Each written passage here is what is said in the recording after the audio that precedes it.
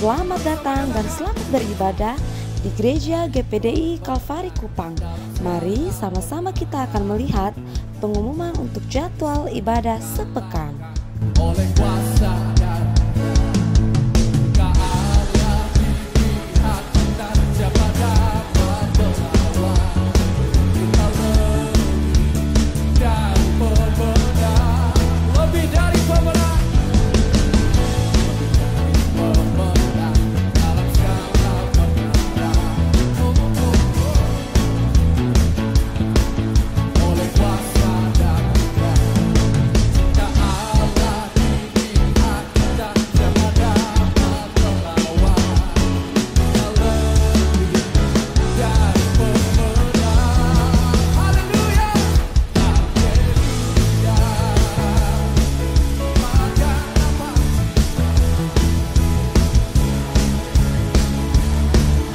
Kami juga mengucapkan selamat datang untuk para jemaat yang baru pertama kali bergabung di Gereja GPDI Kalvari Kupang. Sampai jumpa di ibadah selanjutnya ya. Tuhan Yesus memberkati. GPDI Kalvari, sekali Yesus, tetap Yesus. Haleluya. Dapat saya kita mengakhiri tahun ini dengan jadi pemenang. Amin. Katakan bersama. Haleluya.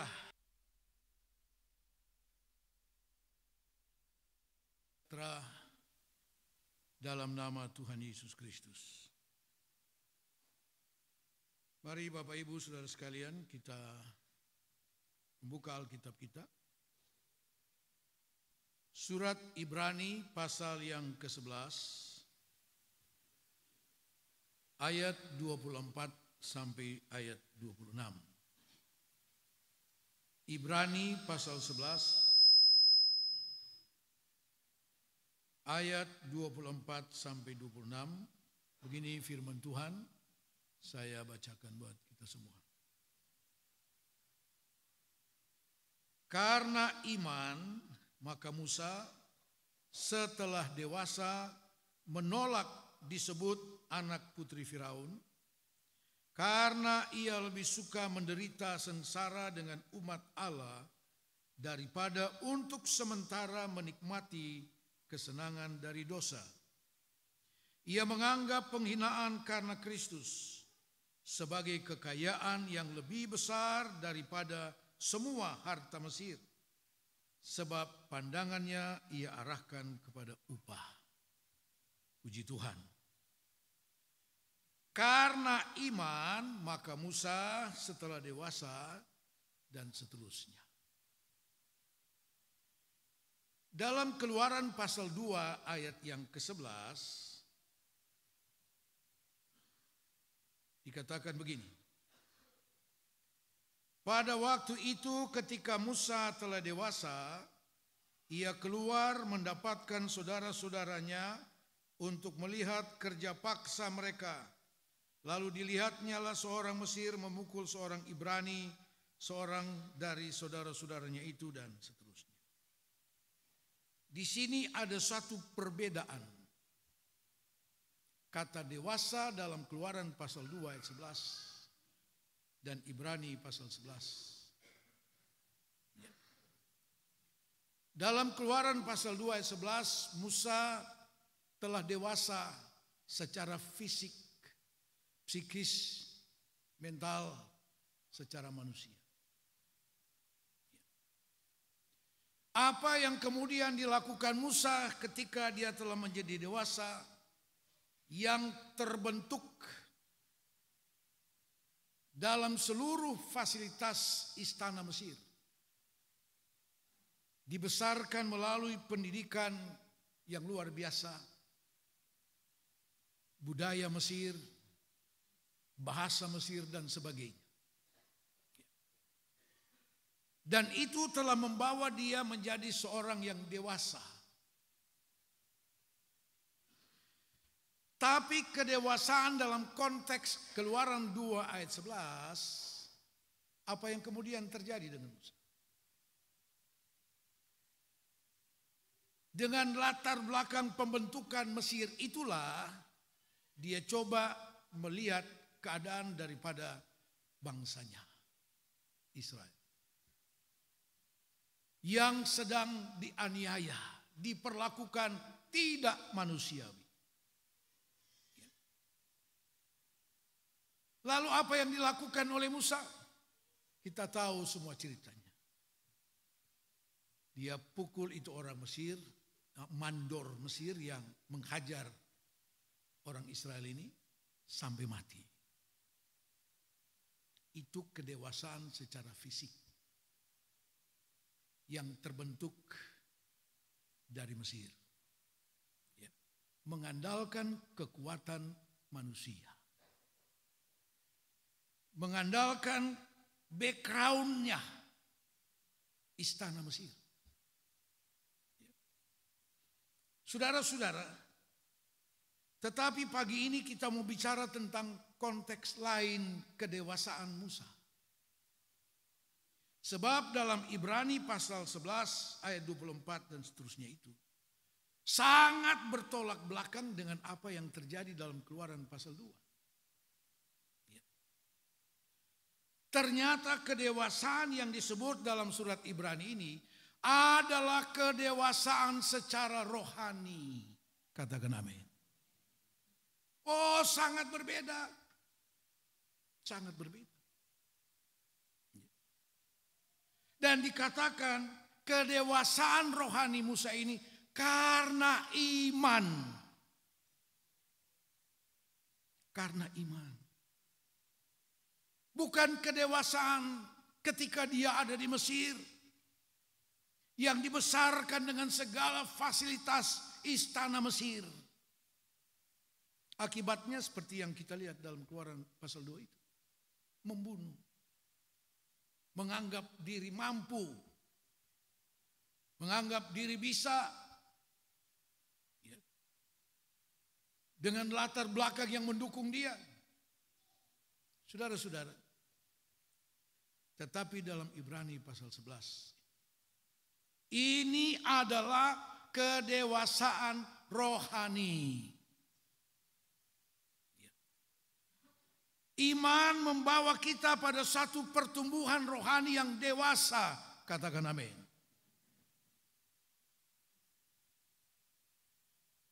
Orang-orang beriman itu adalah orang-orang yang seharusnya dewasa di dalam Tuhan. Dewasa secara rohani.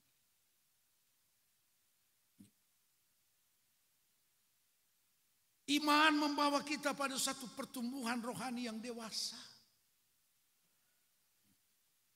Pemahaman sebagai orang dewasa. Jadi ada perbedaan pertumbuhan kedewasaan secara fisik, secara manusia belaka. Dan pertumbuhan rohani yang dewasa. Beda. Mari kita lihat. Kita tahu bahwa ketika Musa dilahirkan, itu kondisi di mana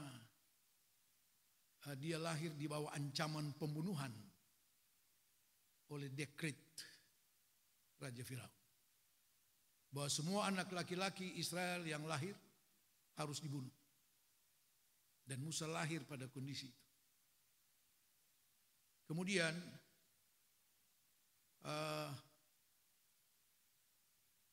orang tuanya coba menyembunyikan dia di tepi sungai Nil.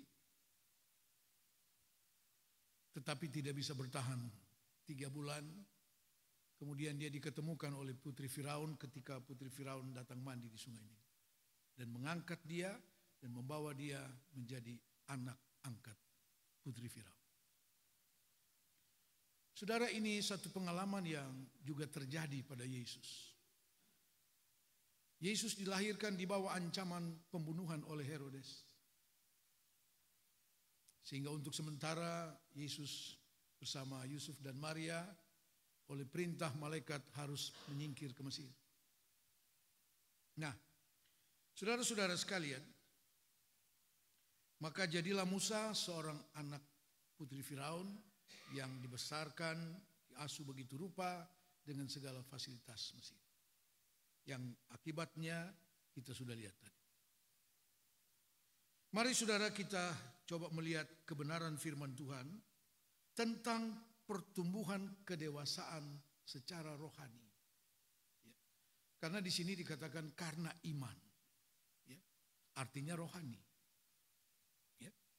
Nah, apa yang terjadi dengan Musa dalam pertumbuhannya secara rohani? Yang pertama, kita lihat kembali dalam ayat 24. Karena iman maka Musa setelah dewasa menolak disebut anak putri Firaun. Ini yang pertama. Ketika mencapai kedewasaan rohani, Musa sampai kepada satu pemahaman. Ya.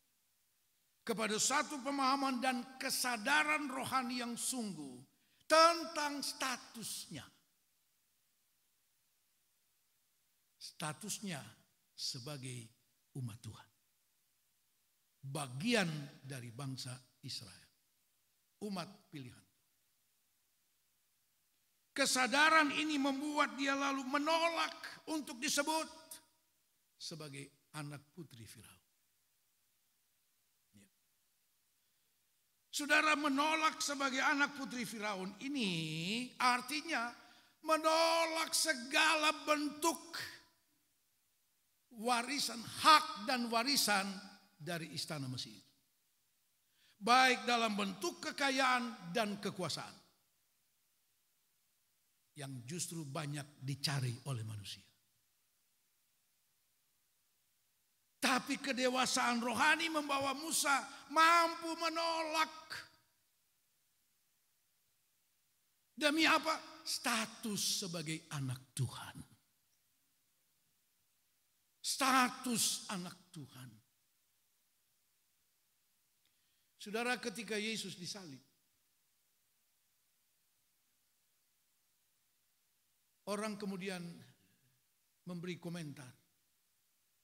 Dia disalib karena dia mengaku sebagai anak Allah. Dan itu benar. Dalam berbagai persidangan waktu dia akan dihukum mati, dia ditanya, apakah benar engkau mengaku sebagai anak Allah?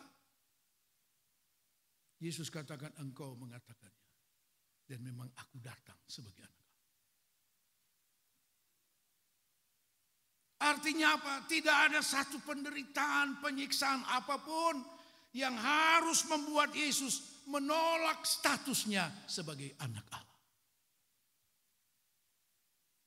Dan ini teladan bagi saudara dan saya. Yang juga dicontohkan oleh seorang Musa. Kapan itu terjadi? Ketika Musa mencapai kedewasaan rohani. Jadi kalau kita masih ada keinginan menukar status kita sebagai anak-anak Tuhan dengan hal-hal duniawi, engkau belum dewasa di dalam Tuhan.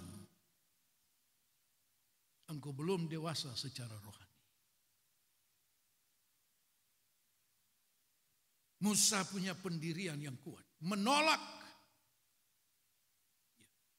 Tidak mau disebut anak putri Firaun. Padahal dalam status sebagai anak putri Firaun, dia memilih hak warisan kekayaan dan kekuasaan di Mesir. Logikanya seperti itu. Dan Musa paham itu, Musa tahu apa yang melekat dalam dirinya sebagai anak putri Firaun. Dia tahu itu. Tapi ketika mencapai kedewasaan rohani, Musa tidak segan-segan menolak itu semua. Katakan amin. Bagaimana sikap kedewasaan rohani? Saudara-saudara, masihkah kita beranggapan, oh, hal-hal dari dunia jauh lebih baik daripada status anak Tuhan? Ya. Jangan. Yesus memberi contoh kepada kita. Ketika iblis menawarkan kepadanya, bukan cuma kerajaan Mesir, seluruh dunia. Lihat semua kemewahan, kemegahan kekayaan dan kekuasaan dunia aku berikan kepadamu kalau engkau sujud menyembah. Saudara-saudara, Yesus menolak dengan kebenaran firman Tuhan. Engkau hanya harus menyembah Tuhan Allah. Mari saudara, jangan kita menukar status kita. Kita ada di dunia. Kita masih membutuhkan hidup secara jasmani ini. Dalam hal-hal yang ada di dunia ini, yang tentu perlu kita capai dalam aturan firman Tuhan. Katakan amin. Bukan dicapai menurut cara orang dunia. Bukan. Karena itu saya heran ada banyak orang Kristen yang rela membuang status sebagai anak Tuhan. Cuma karena keuntungan duniawi yang sesaat. Jabatan dunia lah. Ya, segala macam. Ya. Itulah yang Yesus katakan, apalah untungnya orang memiliki isi dunia, tapi jiwanya binasa. Kehilangan nyawanya. Ya. Ini hal pertama yang dapat kita pelajari dari seorang Musa ketika mencapai kedewasaan rohani. Karena iman. Ya. Menolak untuk disebut sebagai anak putri Firaun. Saudara-saudara yang kekasih dalam Tuhan. Kita lihat dalam Mazmur pasal 16 ayat 5. Mazmur 16 ayat 5. Ya Tuhan, Engkaulah bagian warisanku dan pialaku. Engkau sendirilah yang meneguhkan bagian yang diundikan kepadaku. Kok saudara diam? Saudara masih mengharapkan warisan dari dunia? Yang mengucapkan Mazmur ini adalah seorang raja yang berkuasa, yang sangat berkuasa, sangat kaya. Ya. Tapi apa yang dia katakan? Warisanku, bagian warisanku adalah Engkau Tuhan. Ya. Oh, Daud tidak pernah melihat apa yang ada padanya itu sesuatu yang kekal, sesuatu yang terus menerus, sesuatu yang tidak akan berakhir, tidak. Ya. Karena itu pernah saya sampaikan, segala kekayaan Daud hampir semua dikorbankannya untuk membangun bait Allah.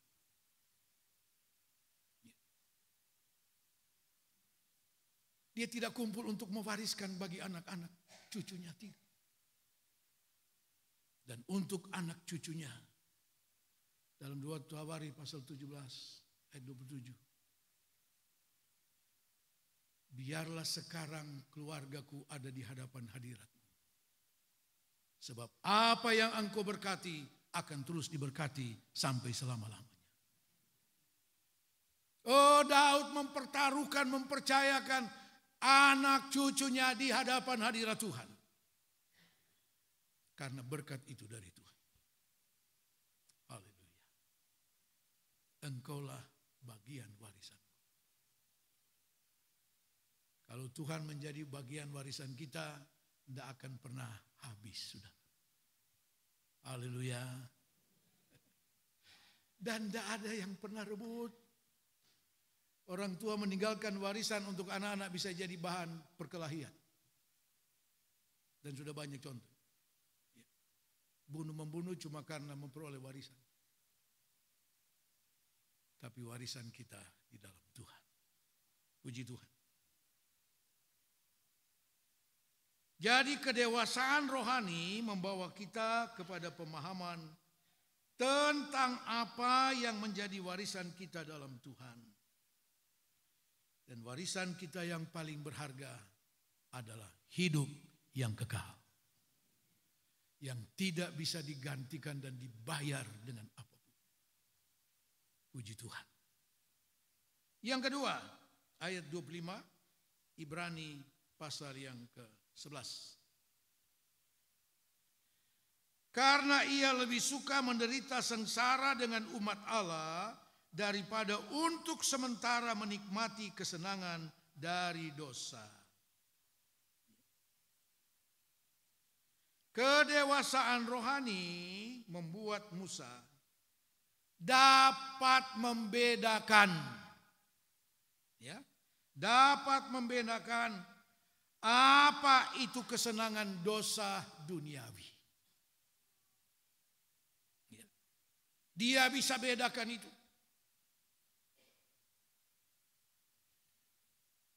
Daripada menikmati dosa yang sementara ada. Musa lebih suka dikatakan menderita sengsara dengan umat Allah. Artinya apa? Kedewasaan rohani membawa Musa untuk rela menjadi bagian dari umat Tuhan. Daripada bagian daripada istana Mesir yang bergelimang dengan dosa. Dan kapan Musa dapat membedakan itu? Yang selama ini dia nikmati ketika dia menjadi dewasa secara rohani. Kepentingan kita menjadi dewasa secara rohani untuk bisa membedakan, saudara. Untuk bisa memposisikan diri berada di bawah, di pihak yang benar-benar menjadi bagian dari umat Tuhan. Menjadi bagian dari gereja Tuhan yang sedang dalam proses penyempurnaan daripada Tuhan. Kedewasaan rohani membuat kita punya sikap rohani yang jelas, bukan abu-abu.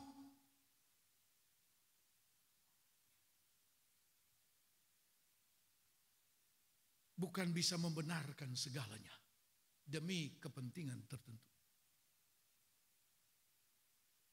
Ini Musa ketika menjadi dewasa secara rohani. Membawa dia kepada satu pemahaman kesadaran untuk bisa membedakan kenikmatan karena dosa, saudara, dan penderitaan sebagai umat Tuhan. Dia lebih suka menderita bersama umat. Haleluya. Ibrani 12 ayat 2 dan ayat 3. Marilah kita melakukannya dengan mata yang tertuju kepada Yesus, yang memimpin kita dalam iman, dan yang membawa iman kita itu kepada kesempurnaan, yang dengan mengabaikan kehinaan, tekun memikul salib, ganti sukacita yang disediakan bagi dia, yang sekarang duduk di sebelah kanan takhta Allah. Ingatlah selalu akan dia, yang tekun menanggung bantahan yang sehebat itu terhadap dirinya dari pihak orang-orang berdosa, supaya jangan kamu menjadi lemah dan putus asa. Yesus sudah menanggung kehinaan, menanggung penderitaan. Saudara-saudara sekalian, bangsa Israel di mata orang Mesir adalah bangsa yang hina, rendah, tidak punya kelas. Itu pandangan orang Mesir terhadap bangsa Israel.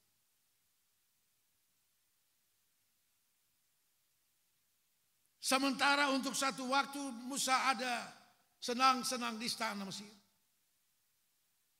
Tapi ketika dia menjadi dewasa secara rohani, dia tinggalkan posisi itu. Dan dia menjadi bagian dari bangsa yang dianggap hina, dianggap rendah, tidak ada artinya.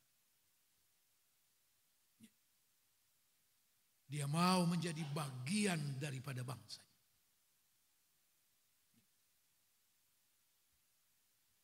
Saudara, jangan menjadi orang Kristen yang eksklusif,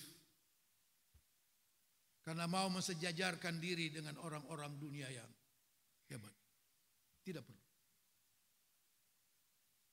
Engkau adalah bagian dari gereja Tuhan. Engkau adalah bagian dari tubuh Kristus. Haleluya. Saudara-saudara,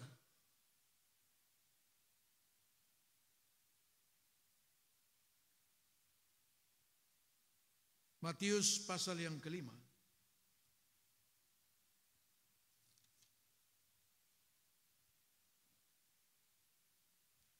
Ayat 11 dan ayat 12. Berbahagialah kamu jika karena aku kamu dicela dan dianiaya dan kepadamu difitnahkan segala yang jahat. Bersukacitalah dan bergembiralah karena upahmu besar di sorga. Sebab demikian juga telah dianiaya nabi-nabi yang sebelum kamu. Jadi kalau karena kekristenan, karena imanmu, engkau harus didiskreditkan dalam banyak hal, bahkan direndahkan, dihina dan sebagainya. Yesus katakan, berbahagialah kamu. Berbahagialah karena besar upahmu di sorga. Haleluya.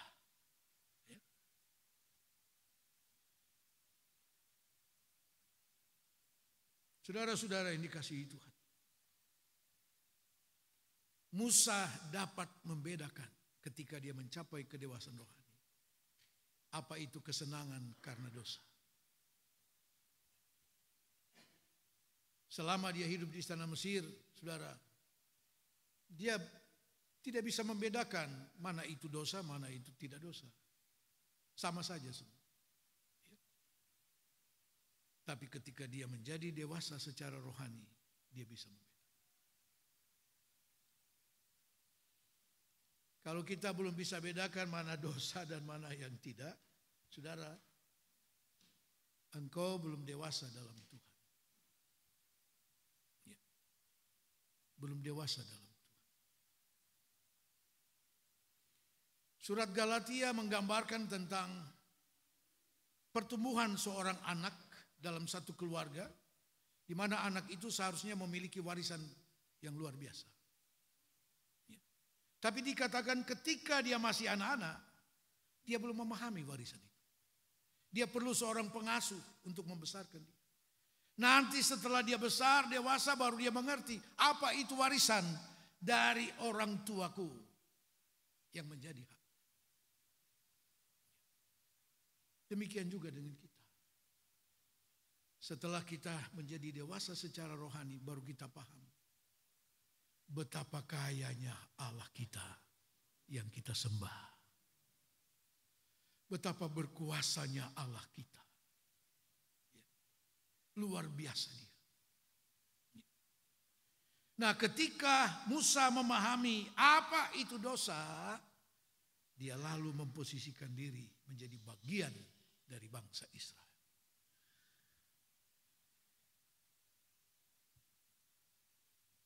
Kolose pasal 2, Kolose pasal 3. Ayat 5. Karena itu matikanlah dalam dirimu segala sesuatu yang duniawi. Apa itu yang duniawi? Yaitu percabulan, kenajisan, hawa nafsu, nafsu jahat dan juga keserakahan yang sama dengan penyembahan berhala. Semuanya itu mendatangkan murka Allah atas orang-orang durhaka. Dahulu kamu juga melakukan hal-hal itu ketika kamu hidup di dalamnya.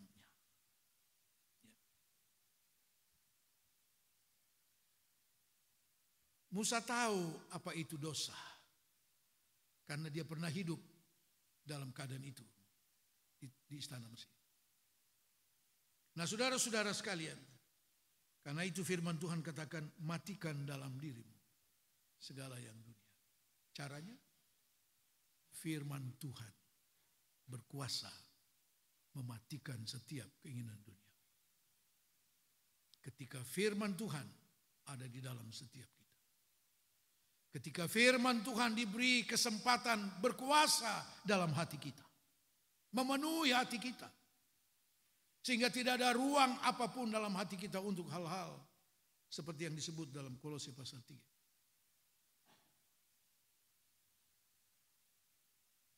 Kita menerima firman Tuhan, saudara, adalah supaya kita belajar membedakan mana kehidupan dunia. Ya. Dan memang seharusnya hal-hal keduniawian itu tidak mendapat ruang dalam kehidupan kita. Karena apa? 1 Yohanes pasal 2 ayat 15 sampai 17. 1 Yohanes 2 ayat 15 sampai 17. Janganlah kamu mengasihi dunia dan apa yang ada di dalamnya. Jika orang mengasihi dunia, maka kasih akan Bapa tidak ada di dalam orang itu. Sebab semua yang ada di dalam dunia, yaitu keinginan daging dan keinginan mata, serta keangkuhan hidup, bukanlah berasal dari Bapa, melainkan dari dunia. Dan dunia ini sedang lenyap dengan keinginannya. Tapi orang yang melakukan kehendak Allah tetap hidup selama-lamanya. Haleluya. Itu dunia yang dikatakan oleh firman. Saudara mungkin bertanya, tapi kita kan masih hidup di dunia. Dan kita masih membutuhkan banyak hal dari. Ya, benar. Kita bukan ada di planet lain. Kita juga berusaha di dunia yang sama. Tapi seperti di awal saya katakan tadi, lakukan semua sesuai dengan aturan firman Tuhan. Sebab firman ini diberikan ketika kita masih hidup di dunia. Bukan setelah di sorga. Ya. Lakukan sesuai dengan aturan firman. Sehingga kita bisa membedakan mana hal duniawi yang membawa kepada dosa. Puji Tuhan. Yang terakhir, yang ketiga, saudara, kembali kepada Ibrani pasal yang ke-11 ayat 26. Ia menganggap penghinaan karena Kristus sebagai kekayaan yang lebih besar daripada Mesir, daripada semua harta Mesir, sebab pandangannya ia arahkan kepada upah. Ayat 27. Karena iman maka ia telah meninggalkan Mesir dengan tidak takut akan murka raja. Ia bertahan sama seperti ia melihat apa yang tidak kelihatan. Ketika mencapai kedewasaan rohani, saudara, dia bukan cuma menolak sebagai anak putri Firaun. Dia bukan hanya menolak segala bentuk kesenangan dosa dan duniawi. Tapi dia rela meninggalkan Mesir. Saudara, dengan meninggalkan Mesir, Musa sedang memasuki fase proses Tuhan. Untuk membentuk dia menjadi seorang pemimpin besar. Sebab pada gilirannya Musa akan membawa orang Israel meninggalkan Mesir. Sebelum dia menjadi pemimpin untuk membawa bangsanya meninggalkan Mesir, dia harus bisa meninggalkan Mesir terlebih dahulu. Meninggalkan Mesir artinya tidak butuh Mesir. Dia memberi hidup sepenuhnya kepada Tuhan. Dan karena itu, dia masuk dalam satu proses Tuhan. Tidak mudah. 40 tahun Musa dibentuk di padang Midian bersama dengan Tuhan. Saudara-saudara, Tuhan perlu membawa kita kepada kedewasaan rohani. Karena apa? Tuhan mau pakai saudara dan saya. Katakan amin. Tuhan Yesus memberkati. Haleluya.